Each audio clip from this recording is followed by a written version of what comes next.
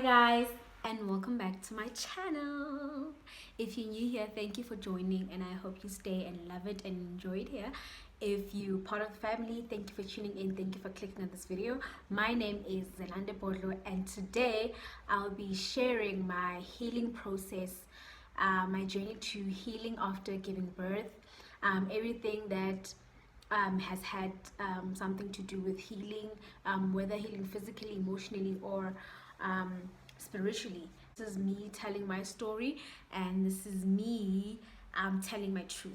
So please tune in, please enjoy, and don't forget to like, comment, and subscribe. Okay, let's get into the video. So, as most of you know, well, if you've watched my two videos about the pregnancy journey, part 1 and 2, most of you guys know that I gave birth at a public hospital. Part of giving birth at a public hospital, the day I gave birth, I was never taught how to breastfeed. I know that at private hospitals, when they give you when they hand the baby over to you, the nurse shows you how to breastfeed, because immediately after the baby is bathed and after the baby is dressed up and all of that, you have to breastfeed. But I wasn't taught that. Okay, I was just given the baby and life carried on, and I was supposed to fend for myself. You would think that breastfeeding is quite easy and practical, because you see people doing it. You just give the baby your breast and they suck on it, but it's really not that simple. Sometimes you don't lactate, so there's no milk coming out of your breast, and you literally have to press onto your breast so that you produce the milk for your baby. And it's depressing, because now you feel like you can't provide for your baby, you can't provide for your child, you can't feed your child. Okay, so the first day, which was the day I gave birth, I attempted to feed my baby. Well, I thought I was feeding her, but every time I would pick up to burp her, she would not burp. So I knew that, no man, this is not the right way, because even the ladies told me that you're supposed to feel some type of way, you're supposed to feel the veins actually moving or sucking something, but I did not feel that. So that's I think that was part 1 of my postpartum depression, because I felt like a failure. Okay, so I went home and I told my mom and my aunt about what happened, and I told them ever since as I was born, she was born at like 3 a.m. and we left at 4 o'clock in the evening. So from 3 a.m. to 4 o'clock in the evening, my baby did not eat anything. She had not eaten anything. She was literally starving. So that took a toll on me, and I was like, yo, I do not even talking about it now. I think I've healed from all of that, but like some parts I haven't healed from, because I'm like, how can a baby stay for that long? And you know how babies are after you've given birth, they're just so tired. So luckily, because of her fatigue, she was sleeping most of the time. So whenever she'd wake up or get irritable or something, I would attempt to feed her, but nothing was coming out. So obviously I did take precautions in trying to lactate when I was pregnant, because obviously you know that you have to feed your baby. So when I was pregnant, I would always disturb my belly, like fiddle with my breast in order for something to come out, and something would come out. I just don't understand why that day I could not lactate. Okay, so I went home, and then I had to eat certain foods that really, really made me gain weight. But at that time, I was really, really willing to take the chance to feed my baby. I had to eat, this was my diet now, after birth diet, okay? I had to eat istutu emili, like soft porridge, ne? But I like istutu simungu, ne? So my mom would make me soft porridge every single morning for 3 months.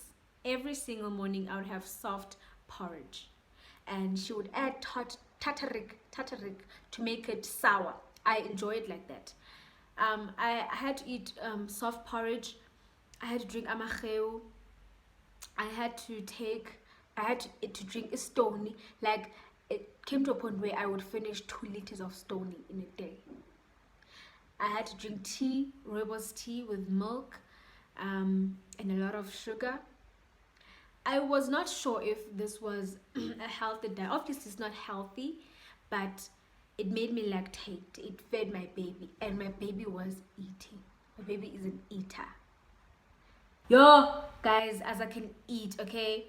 She can eat. So, after I started lactating, my breasts were like full, like one and a half veins. So, she would eat a lot until she'd fall asleep. And it came to a point where they were too full. So sometimes I would wake up on a wet pillow because now they're leaking and everything like that. It came to a point where I had to pump. So he bought me a pump. I was still at home at the time. So when he visited on a, I think he came on the fourth day because she was born on a Wednesday. So, but when he came to visit, she was 4 days, and that was the weekend because he was at work and all of that. So he saw her when she was 4 days, and yeah, that's when I started pumping. Now, when I was pumping, I had to pump 2 bottles a day. Like I would pump for the morning and the evening. During the day, she would suck on the breast and not on the bottle because you pump and then she would pump, I would pump and then she would suck on the bottle. So yeah. Now the problem with pumping is that you have to be consistent because you have to have a routine so that namabele akho aqhele uba ayagcwalisa at a certain time and that you pump at a certain time. So with pumping came a lot of work, a lot of strain because you literally have to pump, and it strained my back. I don't know for other people, but for me it strained my back. A lot of eating because whenever xa faka amabele akho, like xa faka ubisi, afaka only when you've eaten something. You can't breastfeed on an empty stomach because also breastfeeding a lot makes you hungry, especially breastfeeding a baby who eats a lot. Okay, so yeah, and within that period of the first month, when Asa was born, like the first day till 3 months, you don't sleep. Okay, like because you don't sleep. For the first 3 months, the baby is really, really small, and she still has a sensitive umbilical cord. Not umbilical cord. She still has a sensitive belly button because of the umbilical cord. So, like a baby cries. Like they cry, they wake up at night and they cry. They wake up at night for feedings. You don't sleep. You have to sacrifice your sleep. Okay. So obviously, I had help. My mom was there. My mom stopped going to work, and she was there to help me with the baby and all of that. And it was her decision. She wanted to do it, and she needed to. She wanted to be there for me because my mom loves her grandchild. Like she loved her when she was still in the womb. So I've learned now that she will do anything for her, and she will go against anyone. She will jump through hoops for her because she's in love with her. Okay, so she helped me a lot, and my mom knows a lot about babies, so it wasn't that difficult. So from the first day, it wasn't that difficult for me in terms of taking care of the baby. Okay, but now when it came to taking care of me, that's where I lacked. I did not maintain myself. I did not take care of myself. I only did the basics, like taking care of yourself, bathing and everything. But when it came to cleaning yourself inside, now that's where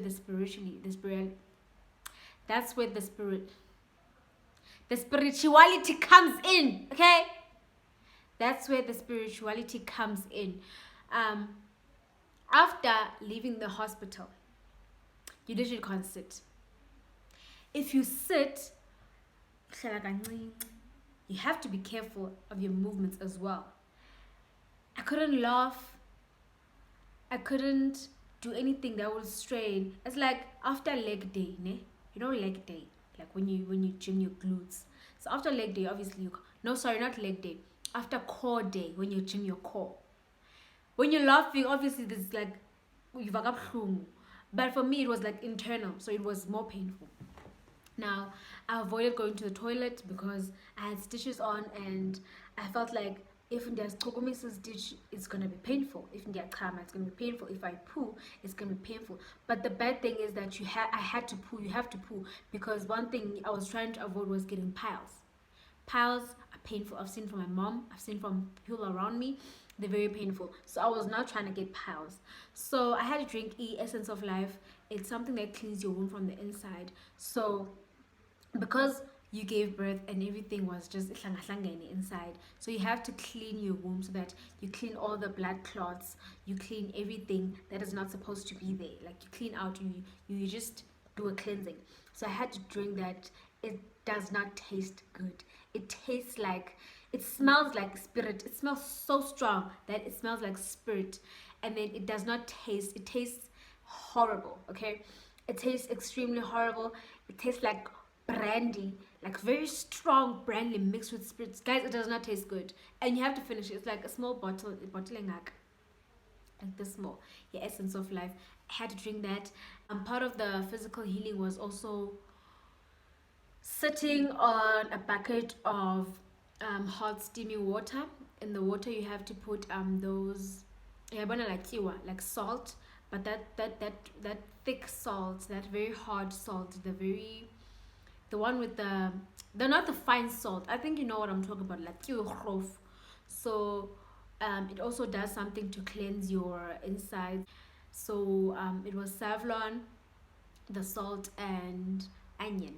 Because my mom knows something about something, she added onion. But we were told at the hospital that it's only Savlon and the salt. So you have to sit, and it's not comfortable because the steam now, like when you're sitting, obviously your lady part is open. So the steam goes up your lady part, and there's some sort of uncomfortability, but I can't explain it. But there's some sort of uncomfortability, you can just imagine.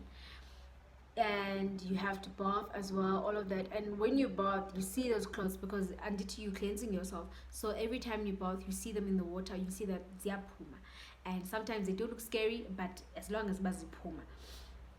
And also the sitting on the bucket also helps with the stitches. What is stitches? Tambe and then zikauke. I've had stitches on for more than 3 weeks because I was not consistent with the sitting. I was like I said, I was not taking proper care of myself. So my stitches took time. Like usually, my mom told me that usually it needs to take up to 7 days for your stitches to be cleared out. But mine took like 3 weeks. So I think that's where the beginning of the postpartum depression came. With the healing process, I feel like I healed quickly, and that's why it hit me so hard when I go through something and I immediately refer back to what happened to me. Okay, what I mean is that I've always watched out for postpartum depression. Like from the time I was pregnant, I was always like, okay, tell me when I'm starting to change. Tell me when I'm starting to change. Tell me if I'm not being myself. Okay, I also know if I'm not being myself. Then I'll know it's postpartum depression. Then I can do something about it. But I know that postpartum depression, it has stages. You can think that ingafika umntana esemncinci, but it can literally come when the baby's like old, like 7 years, or baby being a toddler. It's literally, there's no timeline, there's no formula for it. It can just creep onto you. So for the fact that I was so anxious about having postpartum depression, I don't think I had it. I think I had it, but only for a while, but not for like a long time. Like it was not long term. I think it was only for a while, and that's where I said, Zananda, snap out of it. You're going through something. It started when I wasn't healing properly. The stitches were not clearing out. It was so painful because you literally can't sit. Like having stitches on, any movement you make is painful. So now having to wake up every single night, every single midnight to feed your baby, and you have to sit up. And sometimes when you hear a baby cry, obviously so and sometimes I'd forget that I have stitches on. And it was tunuka. So that's where I was starting to get frustrated about, why did I forget that I have stitches on? Okay. So it stemmed from the physical healing. It stemmed from not lactating properly. It stemmed from emotional feelings as well. I was sometimes because I was reading a book at the time on my phone, so I was always distracted. So when I would put Azza to sleep, I would go to my phone and read my books in the form of PDFs. Okay, and you know how nice reading a book is. You always feel like you're in that world and you resonate with everything that's happening around you. So I felt like that was some form of distraction or a coping mechanism actually. One thing about postpartum depression is that it is no different to depression, like the way it creeps on you. You can have family around you, you can have people that you love, your friends, everyone, but you will still get it because it's a sickness. It's something that's happening around you and you can't help but to feel it. Even though I said I was trying to control it and I was aware that there's something called postpartum depression, and sometimes it's so intense that in some instances someone would feel like taking the life of their child and their life as well. So postpartum is something that's real. It's real. So that's why I wanted to be aware of my mental state all the time. I was trying to be conscious all the time. So yeah, that was the emotional side of the healing, and the fact that my mom was there obviously and we had some help as well. But some nights, when you have a baby, some nights you don't want to ask for help, because my mom was sleeping in her room and I was sleeping in Azanda's room, because immediately when they found out I was pregnant, they changed my brother's old room to Azanda's room. So Azanda has her own room, like with a big bed and all that, and a small bed as well. So I started sleeping in Aza's room when Aza was born, and my mom sleeps in her own room. So sometimes mom would not hear the baby crying. Every night she would come to my room. She would come to our room and she would help me with the baby.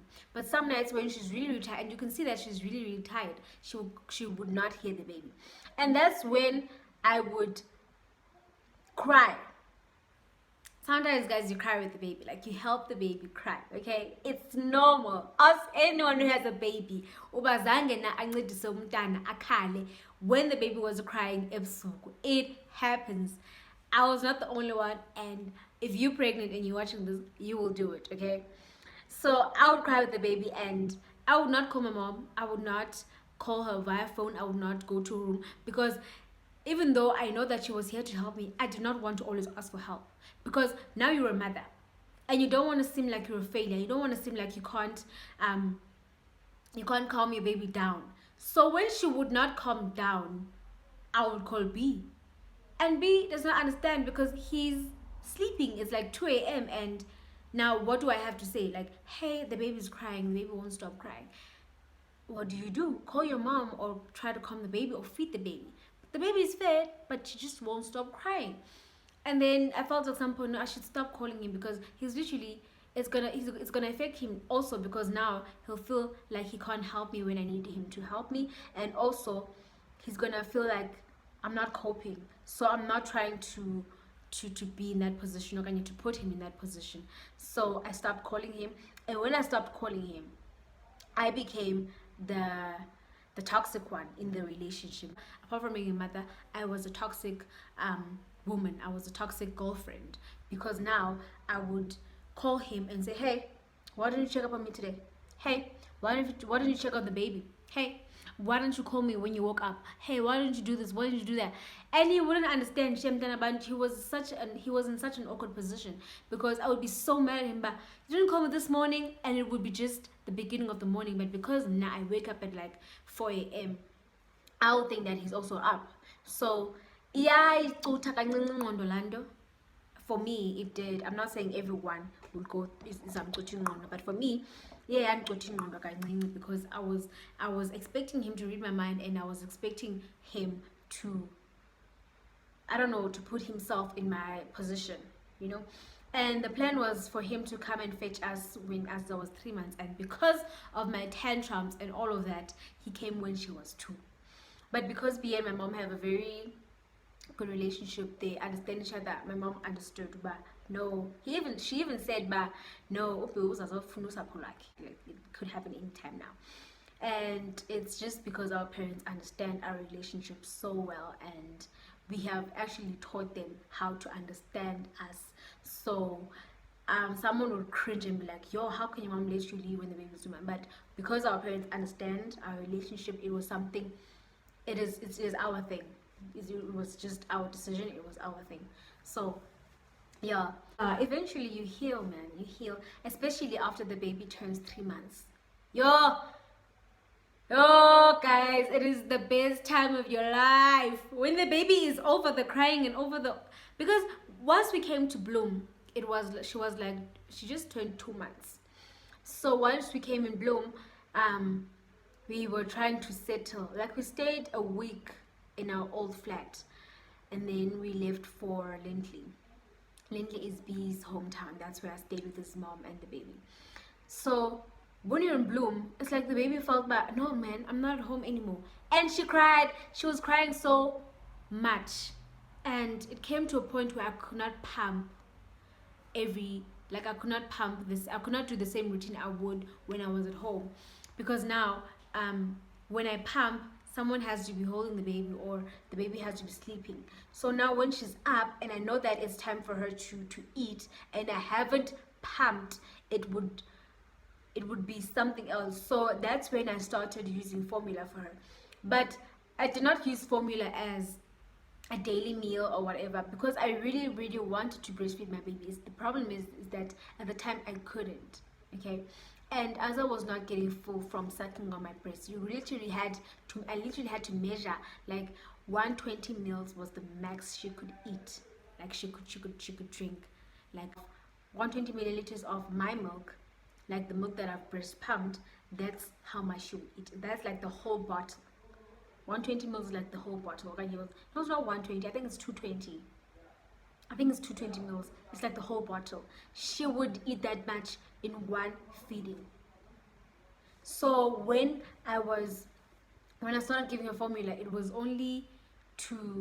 not saying that I'm now going to stop breastfeeding. It was just me saying I need help from formula because I can't breast pump at the right time, and at the time my lactation was really running low. I was really not lactating the way I was when I was at home, which also contributed to the depression, because I was like, was it time for me to come back? Was I ready? Like, my mom was taking so much care of me that I can't take care of myself here. Like, you get those thoughts, because I mean, now your baby is not eating and you can't do everything at once. As much as you can multitask, but you can't do everything at once because the baby needs attention and you need to feed her, but you can't do all of that if she's not sleeping. I couldn't do all of that when she was not sleeping. I could pump peacefully and effectively when the baby was sleeping or when my mom had the baby. Now because B is at work and I'm left with the baby, I can't do that when she's still awake and she's looking at me like. So that's when I started using formula for her, and she loved it. She absolutely loved it. But the problem is, when it comes to formula, the baby gets constipated. When the baby gets constipated, they don't poop, or they poop so painfully. And that also took a toll on me, because at some point she pooped and there was blood in the poop because she was forcing it out and she was crying so much. And there were some instances where I would try to change the formula to another formula, but I got to learn that during appointment, I got to learn that every formula will constipate your baby. It doesn't matter which one, it will constipate your baby. That's what the pediatrician told me. Every formula will constipate your baby. Your baby, into zamkhulula, is the breast milk. But at some point, after 3 months, she stopped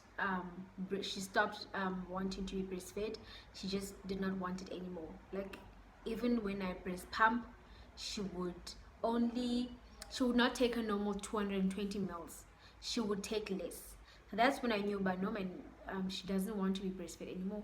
And during a second appointment with the pediatrician, she did confirm that no, those are signs of her wanting to stop being breastfed. I don't know why she wanted to stop, because my plan was to breastfeed her until she's 1, or at least until she's 6 or 9 months.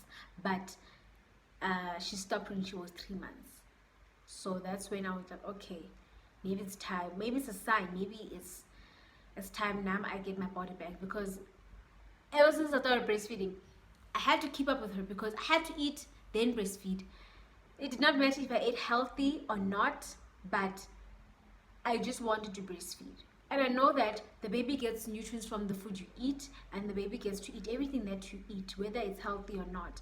And I won't lie, most of my milk was not healthy milk because I wasn't eating healthy. Like I said, I wasn't taking care of myself, and no one in their right mind would not take care of themselves. And also, not it'd be like you're not taking care of your baby, because a healthy mom with a fresh mind, a good mental health, or at least a stable mental health, you that all of that creates a happy mom, all of that creates a healthy mom. And now your baby will be healthy because now she's taken from you. So if I'm not looking after myself, then it means that I'm pouring from an empty cup, you know. So that's my advice to you guys, is that after you've had your baby, it's a really really um rough journey. It begins to be rough because the baby does not sleep and all of that I just mentioned now. So it's important for you to take care of yourself. And I also, with the thing that, with also taking care of yourself, the one thing that was in my subconscious, like in Nyamba, oh, they always say abadlezana don't bother, abadlezana this and that. So I also did not want to be one of those.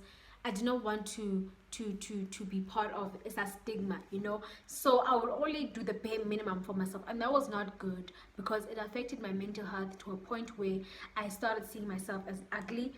I started seeing myself as fat, but I knew that it was necessary for me to feed my baby. So why am I seeing myself like this? Why am I viewing myself so negatively? So it's important for you guys to take care of your mental health. It's important for you guys to, as much as you want to put your baby first, but also put yourself first as well, because you can't pour from an empty cup. When you start pouring from an empty cup, that's when you start getting depressed, because you're literally giving this person your all, as you should, but now there's no all left for you.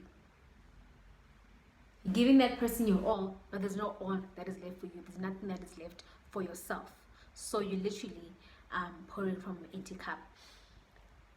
That was my healing process. It took me a while. I started healing properly as I was 4 months, and that is when we moved back to Bloom from his hometown, from B's hometown, and we moved into a new apartment. So I feel like the energy felt brand new, and it was just the three of us now, as we had planned it to be, and everything was great.